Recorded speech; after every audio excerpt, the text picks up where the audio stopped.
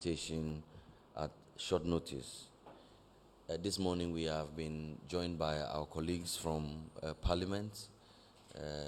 Our dear friend Ketado is here. We have been joined from Mr. Jefferson Saki, from the Office of the President. We have our colleagues from the Ministry of Foreign Affairs. We have been invited here essentially to update the people of Ghana on the work of the 2020 Presidential Transition Team that has been named by His Excellency the President and President-elect Nana Addo following the declaration of results of the presidential elections of December 7, 2020, and in accordance with Section 13 of the Presidential Transition Act 2012 Act 845, which states, and I quote, "Where the incumbent president is re-elected for a second term, the president shall designate members of the transition team. The transition team, under the chairpersonship of Honorable Akosua Frema Osei Opare, the Chief of Staff at the Office of the President, has been working in earnest from the Accra International Conference Center. The team has already received handing over notes of the Office of the President and the Vice President and the agencies under the portfolios of the President and the Vice President from ministries, departments, and agencies and MMDAs from the Office of the Administrator General. In accordance with Section 4 of Act 845, the following subcommittees have been formed and have all commenced work to, amongst others, make comprehensive practical arrangements to regulate, in accordance with Act 845, the transfer of political power from the first term of President Akufo-Addo to his second term, which will commence on the 7th of January 2021, following the 2020 presidential and general election. The committees and their leadership are as follows. 1. The Inauguration Committee is under the able chairmanship of Honorable Shirley Ayoko Botwe. The Government Machinery and Presidency Committee is under the chairmanship of Honorable Yao Osafo Mafo. The Finance and Economy Committee is under the chairmanship of Honorable Ken Oforiata. The End of Service Committee is under the chairmanship of Honorable Ken Oforiata. The Subcommittee on Energy and Natural Resources is under the chairmanship of Honorable Dominic Nitiwul. The Subcommittee on Legal and Governance is under the chairmanship of Honorable Gloria Ekufu. The Subcommittee on Infrastructure is under the chairmanship of Honorable Ambrose Derry. The Subcommittee on Interior and Public Safety is under the chairmanship of Honorable Kandapa, and the Social Sector Subcommittee is under the chairmanship of Honorable Hajia Alima Mahama. Embargo on new contracts, MOU, and appointments during the transition period. As part of efforts to ensure a seamless transition process, government has decided against entering into new contractual obligation of financial nature during the transition period. These include signing of contracts for goods and services exceeding 2 million cedis, signing of contracts for works exceeding 5 million cedis, signing of any memoranda of understanding, loan agreements, and appointments of new management personnel. The Honorable Chief of Staff at the Office of the President and Chair of the 2020 Presidential Transition Team has already notified all ministers, deputy ministers, chief executive officers of state-owned enterprises, boards and councils of public agencies, and chief executives of metropolitan, municipal, and district chief assemblies to refrain from entering into any of the above stated contractual obligations. Should a critical need, however, arise, the express approval of the office of the President shall be sought and obtained in writing before the execution. President to be sworn in Parliament in the precinct. President to be sworn in the precinct of Parliament before Parliament.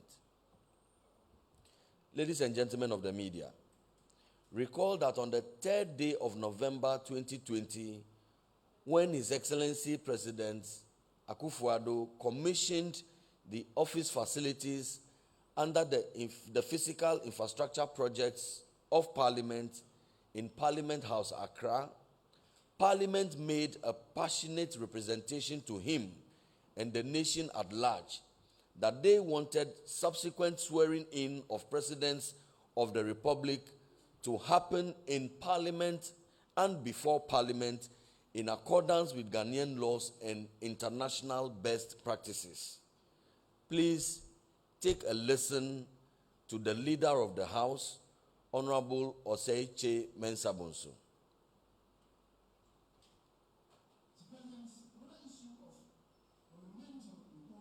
Is the matter in respect of the swearing in of presidents-elect.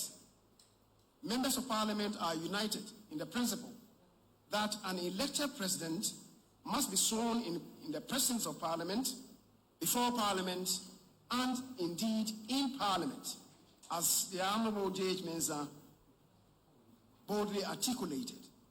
The Ghanaian electorate always want to be part of and indeed own the process and procedures of the swearing in of our presidents-elect.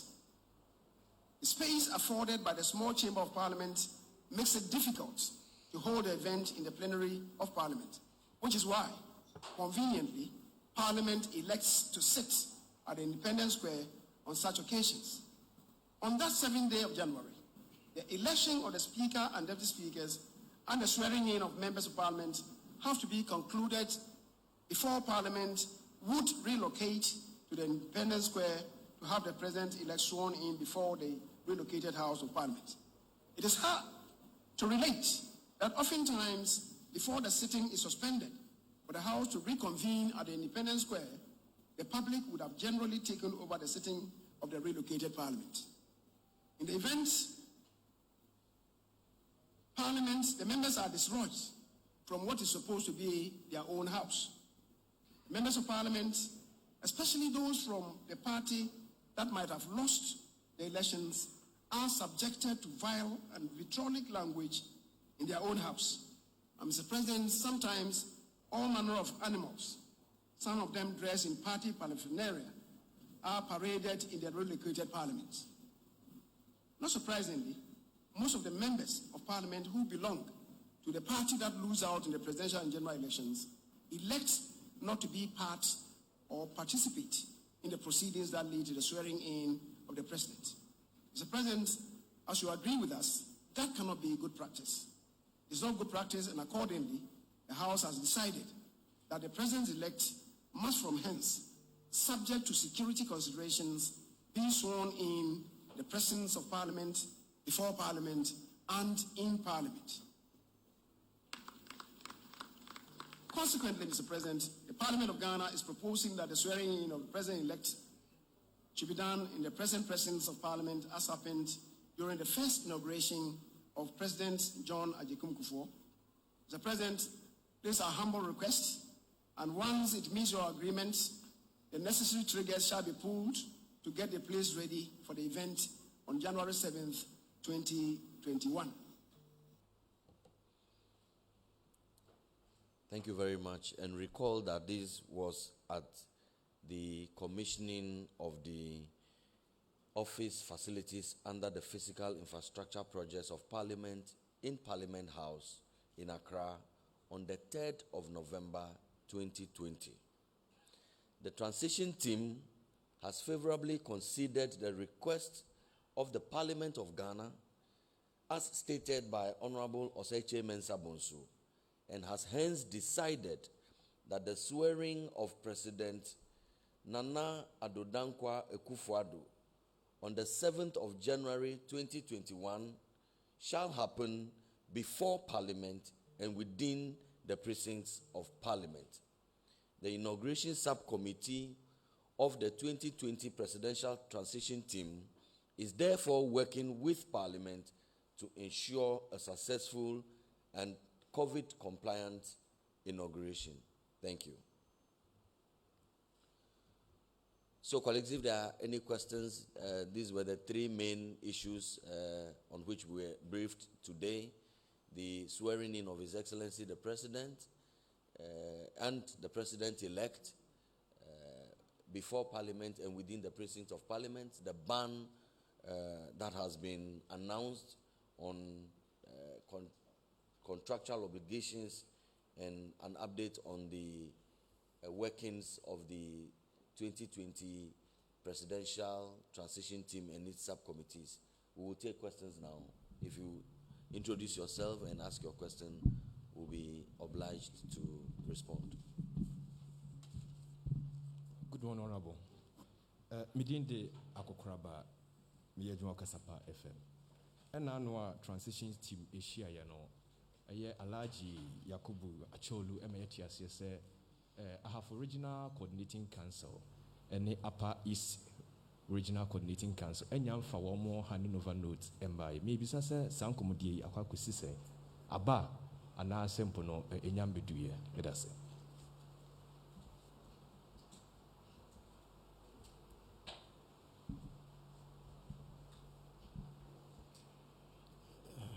Good morning, Honorable. Morning. My name is Ataminsa from Ghana News Agency. Yes, I have about 3 questions. Yes, the first question, I want to find out how much would it cost the nation to organize the inauguration of the president? Then, any idea of foreign dignitaries who will grace the occasion? Any idea of the foreign dignitaries who will grace the occasion? Then, how would adherence to the COVID-19 protocol be managed at the airport when those, if there are foreign dignitaries coming to grace the occasion? How arrangement have you made in adherence to COVID-19 protocol? Then, in view of the safety protocols regarding COVID-19, I want to find out if you have given a limit, a number of people who are expected in the Parliament House because of it. If you have made any arrangement of the number of people who are expected to be at the Parliament House. Thank you.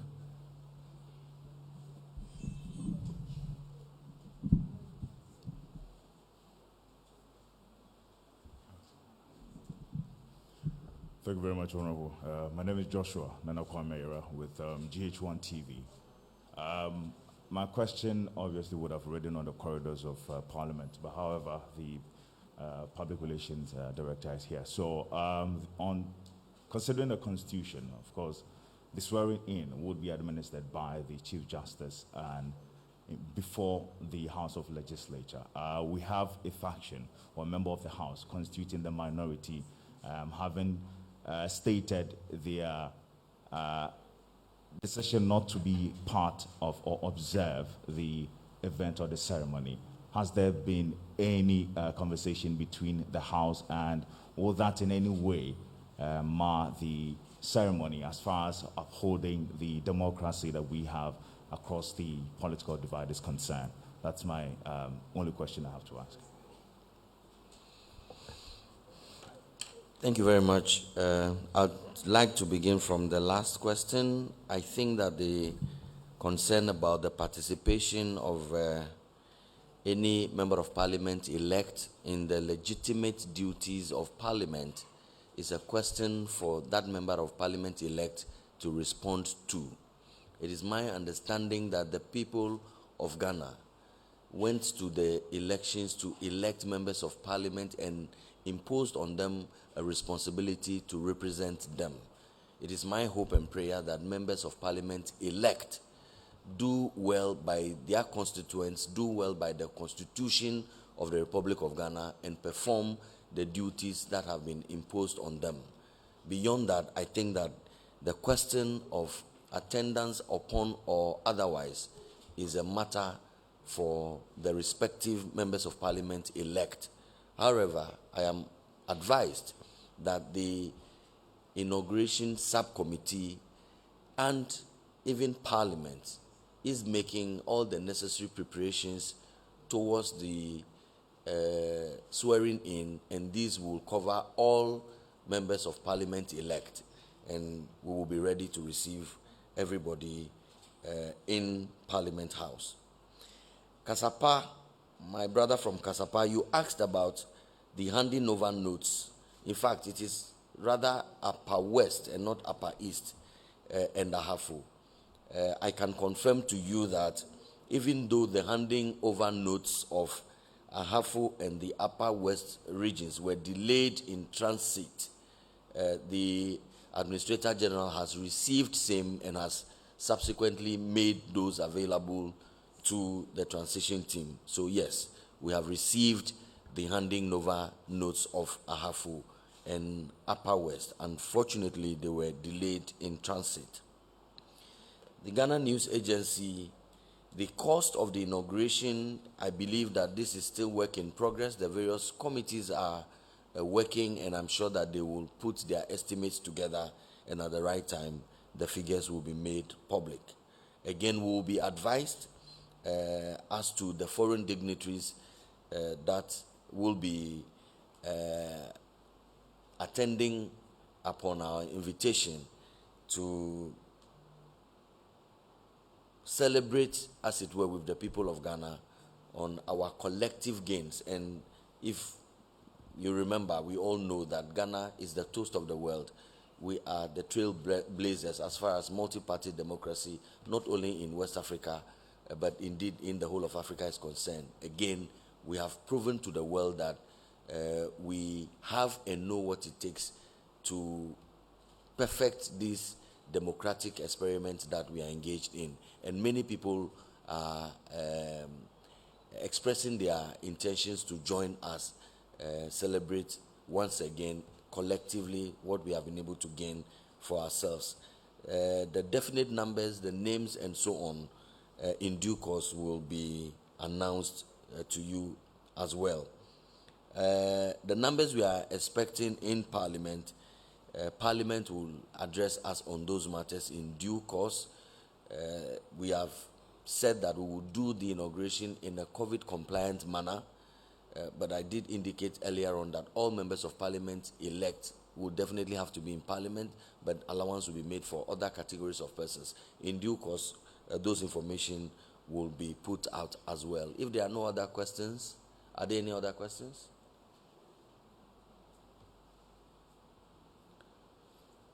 I thank you very much. In the absence of any other questions, I think that we can draw the curtains on this morning's engagement. It was aimed to be a quick and a brief regarding 3 issues: the ban that has been announced by government during this transition period on new management, recruitment of new management personnel, ban on some contractual obligations, both goods and services and works, and also the announcement that the swearing in of the president shall happen before Parliament and within the precincts of Parliament. We thank you for your kind attendance.